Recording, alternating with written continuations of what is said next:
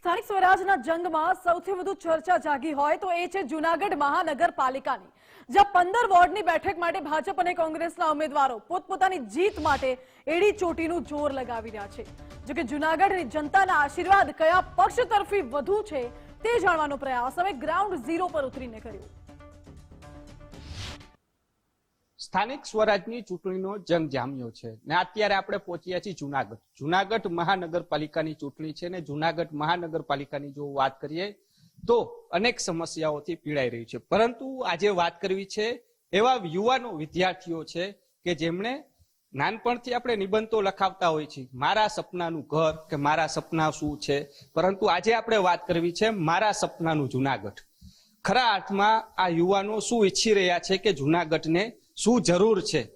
કોઈ પણ વ્યક્તિ શાસક પક્ષમાં આવે છે, વાયદાઓ થતા હોય છે, પરંતુ ખરા અર્થમાં જૂનાગઢને તેઓ કયા પ્રકારમાં ઈચ્છે છે આપણે તેઓને લઈને તેની સાથે વાત કરશું। તેઓનું શું કહેવું છે? બેન, શું કહેશો? તમે જૂનાગઢને કેવું ઈચ્છો છો અને જૂનાગઢની કઈ સમસ્યાઓ છે કે તમને એમ લાગે છે કે ખરા અર્થમાં ન હોવી જોઈએ? નમસ્તે જૂનાગઢની જનતાઓ, હું તમને એટલું જ કહેવા ઈચ્છું છું કે મને આશા છે કે ગમે તે પક્ષ આવે પણ જૂનાગઢમાં થોડી ઘણી સમસ્યાઓ છે, જેવી કે આ રસ્તાઓ સારા નથી, તો રસ્તાઓ સારા કરવાની જરૂર છે જેથી લોકોના ઇશ્યુ ક્રિએટ ના થાય।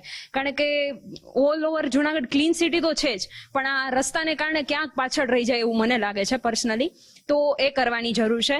અધરવાઇઝ જૂનાગઢમાં બધું બરાબર જ છે। તો જો આ એક મુશ્કેલીનું જો નિવારણ થઈ શકે તો એ જૂનાગઢની જનતા માટે અને આપણા માટે પણ ખૂબ જ સારું છે। બસ હું એટલું જ કહીશ, બાકી મને કોઈ પણ પક્ષ આવે એ બદલ કોઈ મુશ્કેલી નથી। બસ આ આટલી મુશ્કેલીઓનું નિવારણ થઈ જાય તો આપણે જૂનાગઢની જનતા માટે ખૂબ બેટર રહેશે। રસ્તાની એક સમસ્યા, બેન તમારી દ્રષ્ટિએ શું લાગે છે? હું એક સમસ્યા, પાણીની કેવી પોઝિશન તમારી દ્રષ્ટિએ? જૂનાગઢમાં પાણીની સમસ્યા એવી રીતે છે કે ઘણા એરિયામાં અમુક સમયે પાણી પૂરતું જોઈતું હોય ને એટલું મળતું નથી, અને આ બધી સમસ્યાને કારણે લોકો ખરેખર હેરાન થાય છે અને પાણીનું બહુ સમસ્યા છે અહીંયા। તમે બેન શું કહો છો? કેવું જૂનાગઢને કેવું ઈચ્છો છો તમે? જૂનાગઢ આપણું એક ઐતિહાસિક સ્થળ છે, તો એ એવી રીતના રહેવું જોઈએ અને ક્લીન રહેવું જોઈએ। જેમ આપણા સુરતમાં અત્યારે કિસ્સો બન્યો એવી રીતના આપણે જૂનાગઢમાં કિસ્સો ન બને એ માટે પણ ગટરની વ્યવસ્થા પણ વ્યવસ્થિત કરવી જોઈએ। ટૂંકમાં અમુક બેન તમારું શું માનવું છે જૂનાગઢને લઈને? તમે કઈ રીતના ઈચ્છો છો કે હજી મને આવું હોય તો જૂનાગઢ એમ સારું લાગે, વધારે સારું લાગે? શું લાગે? આજે ગટરની જે સમસ્યા છે, જે સુરતમાં અત્યારે જે એક કિસ્સો બન્યો છે એ મેં જૂનાગઢની અંદર જોયેલો છે। જે એક ગટર નહોતી પણ એક ગટર જેવું હતું જેનું ઢાંકણું ખુલ્લું હોવાના લીધે એક વ્યક્તિ એમાં બાઇક લઈને જતો હતો અને એમાં પડી ગયો, એને બહુ ઈજા થઈ। તો એના બાઇક સારા હતા કે પાછળ એમ્બ્યુલન્સ હતી, એટલે એ જો કે એ સમસ્યા થોડીક છે કે કરવું જોઈએ, એના ઉપર ધ્યાન દેવું જોઈએ। જે પણ બક્ષ આવે એમાં તો એ લોકો એ કરવું જ જોઈએ। શું કહો છો? તમારું શું માનવું છે જૂનાગઢને લઈને? કોર્પોરેશનની ચૂંટણી છે, તમે શું ઈચ્છો છો કે જૂનાગઢમાં આની જરૂરિયાત છે? પહેલા તો હું એ કહેવા માંગીશ કે પહેલા તો ટ્રાફિક સિગ્નલ ઉપર વધુ રેગ્યુલર કરવું જોઈએ, કારણ કે મધુરમ એરિયા છે, કારણ કે મોતીબાગ એરિયા છે કે જ્યાં વધુ ટ્રાફિક થઈ શકે ને એના લીધે અકસ્માત વધુ સર્જાય છે। અને પોલીસ એવું ઈચ્છે છે કે આજુબાજુના એરિયાઓને વધુ ડિસ્ટર્બ થાય છે ને એના લીધે અત્યારે જૂનાગઢમાં વધુ અકસ્માતની ઈજાઓ અને કોઈ એવું નથી કે ગાય ને એવું બધા વધુ શું કહેવાય ચરે છે, જેના લીધે એનું એક ગાયની પણ વ્યવસ્થા થવી જોઈએ કે એ રસ્તા ઉપર આવે નહીં અને વધુ ઈજા થાય નહીં। આપની બેન વાત સાચી છે, કારણ કે હું જૂનાગઢમાં એન્ટર થયો ને તો ભેંસનું ટોળું પેલા મારી ગાડી સામે આવ્યું, એટલે મને પણ આ લાગ્યું કે આ જૂનાગઢમાં અંદર આવતાની સાથે જ આ પરિસ્થિતિ હશે તો અંદર તો હજી કઈક જોવા જ મળશે। બેન તમારી દ્રષ્ટિએ શું લાગે છે જૂનાગઢને કેવું ઈચ્છો છો? અત્યારે ટ્રાફિકની સમસ્યા બહુ છે, તો બસ જો કોર્પોરેશનમાં જે પણ પક્ષ આવે એ રોડની બધીની પહોળાઈ વધારે તો ચાલવા વાળાને પણ પ્રોબ્લેમ ન થાય ને ટ્રાફિકમાં પણ થોડો ઘટાડો થઈ જાય ને ગંદકીનો તો આપણે એક વ્યક્તિએ પેલા શરૂઆત કરવી પડે કે અમે નહીં ગંદકી કરીએ અને થોડીક જાગૃતિ ફેલાવવાની। જેથી હમણાં તો થોડા સમયથી જૂનાગઢમાં બ્યુટિફિકેશન થયું છે એટલે ઘણું સારું લાગે છે, પરંતુ હજુ પણ અમુક જગ્યાએ કે રસ્તા સરખા કરવાની જરૂર છે અને જ્યાં વનસ્પતિ ઝાડ નથી તો એ જગ્યાએ ઝાડનું જો વૃક્ષનું વાવેતર કરવામાં આવે તો હજુ સારું થઈ શકે। ગાર્ડન કેવા છે જૂનાગઢમાં? ગાર્ડન તો આપણે જુનાગઢમાં ઘણા છે, સારા પણ છે, અને એના સાઈડ ઇફેક્ટ આપણે ઘણા જોવા મળે છે કે ત્યાં જે લોકો જાય છે ટાઈમ સ્પેન્ડ કરવા, એ ઘણી વાર આપણે જોઈએ તો ગંદકી વેળો વધારે કરે છે. અને તમે જેમ ઢોરનું કીધું તો એવી રીતના આપણે ઢોરનું પણ જોવું જોઈએ, કેમ કે આજકાલ સ્પેશિયલી ગાંધીગ્રામમાં આપણે જોવા જાય તો ઘણા બધા ઢોર આપણને જોવા મળે જે માણસોને પણ ઈજા કરે છે અને રસ્તાઓ પણ ઘણી જગ્યાએ બ્લોક કરી નાખે છે. જુનાગઢમાં ગંદકી ને રોડની ને વાત તો થઈ ગઈ, અને બસ વૃક્ષોનું વાવેતર થોડુંક વધુ થઈ જાય અને રોડના વ્યવસ્થા થોડીક વધારે સારું થઈ જાય ને ગંદકી દૂર થઈ જાય તો બહુ મોટા કઈ ઇસ્યુ રહેતા નથી. બસ મેજર ઇસ્યુ તો આ જ છે, બાકીના સુવિધા એ મોટી વસ્તુ જ કહેવાય. હા. બેન, આપનું શું માનવું છે? જેવી રીતે કીધું છે કે જે એનિમલ છે એ બધાને ઇન્જરી કરે છે, પણ બીજું એક જોવામાં આવે તો જે વિસ્તારમાં અમે રહીએ એ એક જ રસ્તો આ પાછલા લગભગ 6 મહિનામાં 2 વખત ખોદવામાં આવ્યો. તો પેલા પ્રી પ્લાન બનાવી નાખે તો એક જ વખત ખોદીને તેને સરખું કરી શકે છે. તો પેલા કોર્પોરેશન પ્રી પ્લાન બનાવે પછી કોઈ વસ્તુ કરે તો માણસોને જે નુકસાન થાય છે, જે વસ્તુનો વધારે ઇન્વેસ્ટ કરવાનું છે એ જગ્યાએ કરે આ ખોદવાની જગ્યાએ, તો સારું રહે. કે આપણે ટ્રાફિક સિગ્નલ છે એની સમસ્યા છે, ગંદકી વાળો છે, પ્રી પ્લાનિંગ કરવું જોઈએ, બધી સાચી વાત છે. અને આપણે વધારે ને વધારે વૃક્ષો વાવવા જોઈએ અને જે આપણી ટુરિસ્ટ પ્લેસ છે તેમાં જે કંઈ બી ગંદકી વાળો છે તેને દૂર કરવો જોઈએ. અને જે અંદર સિટીમાં બી જે કંઈ બી ગટર ને એ બધું છે એને આપણે વ્યવસ્થિત રીતે ખોદી કરી અને પ્રી પ્લાનિંગ કરવો જોઈએ અને એના અનુસરણ કરવું જોઈએ. શું કે ભાઈબાન, રોડ કેવા? મારે રાજકોટમાં છે ને બાઇક લઈને નીકળે એટલે સીધે 50-60 ની સ્પીડે નીકળે. અહીંયા કેવું છે? અહીંયા એવું નથી, રસ્તા સારા નથી. મારા મત મુજબ જુનાગઢમાં સિટી બસનું ચાલુ થવું એની યોગ્યતા છે, જેનાથી સ્ટુડન્ટ્સને ટ્રાવેલિંગમાં બેટર રહે. જેને જેમ કે રિક્ષાઓમાં એને જવું પડે, ટાઈમસર પહોંચી ન શકે, તેના કરતાં સિટી બસ હોય તો તેને ટ્રાવેલિંગમાં બેટર રહે અને ટાઈમ ટુ ટાઈમ તે પોતે કોલેજથી ઘરે પહોંચી શકે.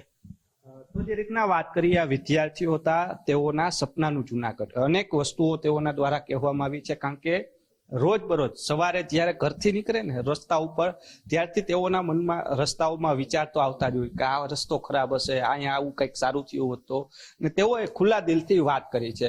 પરંતુ આનો વાત છે કોર્પોરેશનના જે પણ સત્તાધીશો આવે, આ વિદ્યાર્થીઓની જે સમસ્યા છે ને, કારણ કે બસની વાત વિદ્યાર્થીઓ માટે સૌથી મહત્વની વસ્તુ હોય છે ટ્રાવેલિંગ. જો ટ્રાવેલિંગ સિટી બસ શરૂ થાય તો વિદ્યાર્થીઓ માટે બહુ રાહતના સમાચાર કહેવામાં આવે છે. સાથે સફાઈ માટે લોકોએ પણ જાગૃત થવાની જરૂર છે. ને જુનાગઢ એક કહી શકાય કે વિકસિત અને પર્યટન સ્થળ તરીકે કહેવામાં આવે છે, તો એ પ્રકારની વ્યવસ્થા પણ જુનાગઢમાં હોય તેવી માંગ છે તે કરી રહ્યા છે.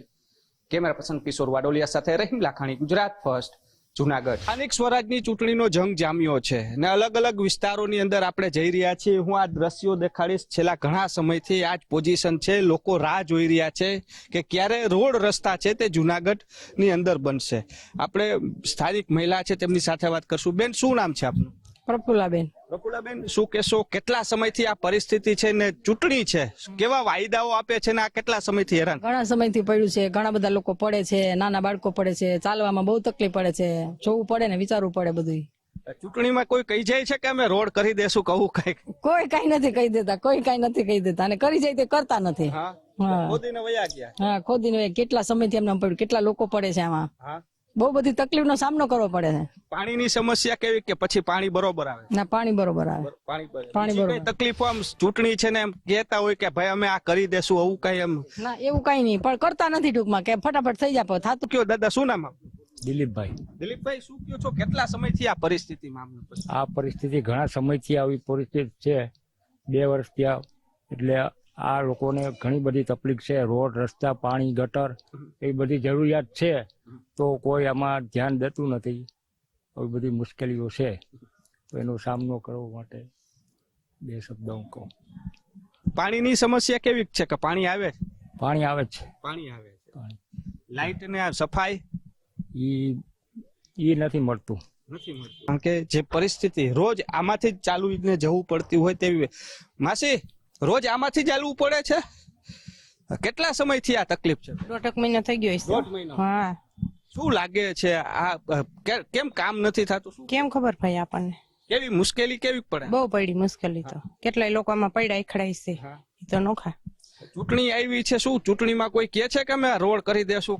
કોઈ આવે કે ઘરે કે હજી કોઈ આવ્યું જ નથી? કોઈ આવ્યું નથી ભાઈ. હજી વિદ્યાર્થીઓને પણ આ જ રસ્તા ઉપરથી જવું પડે. બેન સાથે આપણે વાત કરશું. બેન, 2 મિનિટ તમારી જોઈએ છે.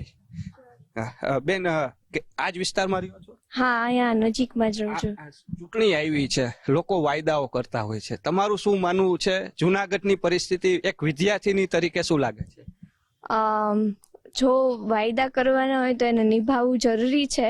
ચૂંટણી જો આવતી હોય તો એ પ્રમાણે આપણે વાત કરવી જોઈએ કે જેટલા ટાર્ગેટ છે, જે કોઈ પણ વાત છે એને જો પૂરા કરવાનું થાય તો જનતાનો એક વિશ્વાસ છે એ વધે અને વિકાસ આપણે થાય. તો મારું માનવું એવું છે કે વિકાસ કરવો હોય તો જે વાયદા છે એ નિભાવવા જોઈએ. તમારી દ્રષ્ટિએ જુનાગઢમાં શું ઘટે છે? શું લાગે છે કે આ વસ્તુ હોવી જોઈએ છે? તમે રોજ આ રસ્તામાંથી પસાર થાવ છો, સફાઈને લઈને, પાણીને લઈને, શું કહેશો? ચોક્કસ સફાઈની એક છે અગવડ છે અત્યારે, મતલબ આપણે ડસ્ટબિન તો પ્રોવાઈડ કરી છે પણ એનો કઈ રીતે નિકાલ કરવો અને હજી પણ એક અવેરનેસ નથી કે કચરાને કઈ રીતે ડિસ્પોઝ કરવો કે એને અલગ રાખવું. અને સેકન્ડ એ કે રોડ રસ્તાની વ્યવસ્થા જરૂરી છે, કારણ કે જો સ્મૂધ રોડ હશે તો એક્સિડન્ટ અને જે કંઈ પણ બનાવ હશે એ ઓછા બનશે. તો આઈ ગેસ. કેમ છો? મજામાં? દાદા, ચૂંટણી આવી ખબર કે નહીં? અમારે ચૂંટણીનું ઉપર જવાનું છે. અમારે ત્યાં જે ન્યાય આવશે એ કરશું. અત્યારે તો અહીંયા ચૂંટણી છે, તો આ તમને શું લાગે વડીલ તરીકે કે જુનાગઢમાં રોડ રસ્તાને શું કયો છે? શું કયો? આવું તો હાલ્યા જ કરતું હોય, કઈ સગવડ હોય કે ન હોય એમાં અમારી જિંદગી એમને કાઢવા અમારે જ કાઢી જ નાખવાની વહી ગઈ. હવે અમારે ક્યાં બાકી છે? છોકરાઓનું ધ્યાન રાખવું પડે ને, નાના બાળકો. છોકરાને એના કિસ્મત લઈને એને તો કોઈ સારા મારા નેતા મળી જાય અને રોડ રસ્તા કરી દે. અમારે તો હવે હું નકામ. દાદા, શું કયો છો? કોર્પોરેશનની ચૂંટણી, ગામના રોડ ને કેવી પરિસ્થિતિ? જો તમે નજરે જોવો છો આ બધું, પછી એમાં અમારે કહેવાનું કે આપણે બહાર આવવું પડે. આપણે બહાર ક્યાંક ઢળાઈ જવું પડે. આપણે કોઈક ઢળી જાય તો 112 માં મૂકી આવે 108. તમે આમ જુનાગઢમાં ફર્યા, શું સમસ્યાઓ શું લાગે છે? સમસ્યા તો એ છે કે દરેક ઠેકાણે રોડની રમણાટ છે. એ ક્યાંય કામ કોઈએ કર્યું નથી. અને કમિશનર પણ જામ છે. કમિશનર એકલો કેટલું ભોગવાનો છે. એટલે આમાં કઈ આવે તો એમાં કઈ ફેર નથી પડ્યો. એ હતા તો એ હતું ને પાછા કોક આવશે એ થવાના છે. પરિસ્થિતિ આજ લોકોએ સહન કરવાનું. ભાઈને ચોર ઘંટી ચોર પ્રજાને ભોગવવાનું છે. પ્રજાને આના સ્થિતિમાં રહેવાનું છે. હજી એમાં કાંઈ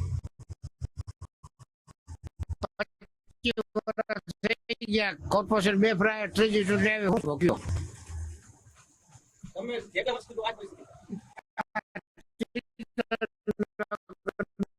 નગરપાલિકા તો કઈક ઠીક હતી. નગરપાલિકા હતી તો ઠીક હતી. શું કયો દાદા?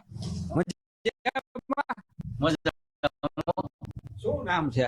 રાજાભાઈ ના અત્યારે દોલતપરા ભરવાનું જૂનું ગામ ઉપલે ત્યાં બધું ગુંઠે જ. પછી શું પરિસ્થિતિ દોલતપરા? બહુ સારી છે. રોડ પર સારા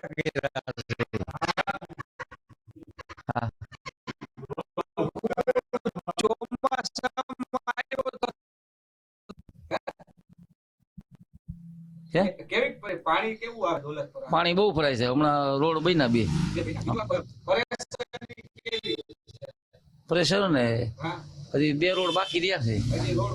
હા, પાણી બહુ ભરાય છે. પીવાનું પાણી આવે છે? હજી નથી આવ્યું. નહીં નથી. એ ટાંકામાંથી મગાવવા પડે કે લેવા પડે. હા, પછી ઘરના ઘરે કેતા નથી કે નાળ નથી તો શું કરવું? હું તો અહીંયા ભાડે મકાન રહું છું. ને આ સમાજ મંગળમ બહુ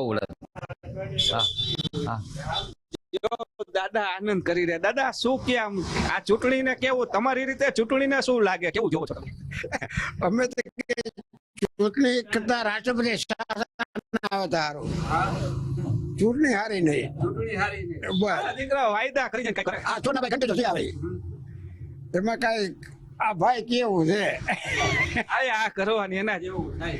એમાં હાય આ કઈ કોઈ છૂટકો નહીં. કોઈને રસ જ નથી ચૂંટણીમાં, કોઈને રસ જ નથી. પંચાયતના પટાવાળાથી માંડી અને ટોચ કક્ષાના રાષ્ટ્રપતિ સુધીની ઓફિસોમાં ભ્રષ્ટાચાર થાય, એ કોઈ દી ભ્રષ્ટાચાર બંધ થાય નહીં. એટલે ચૂંટણી વાળા આવશે, આ નહીં તો ઓલા ને ઓલા, એ બધા ભ્રષ્ટાચાર માટે જ આવે.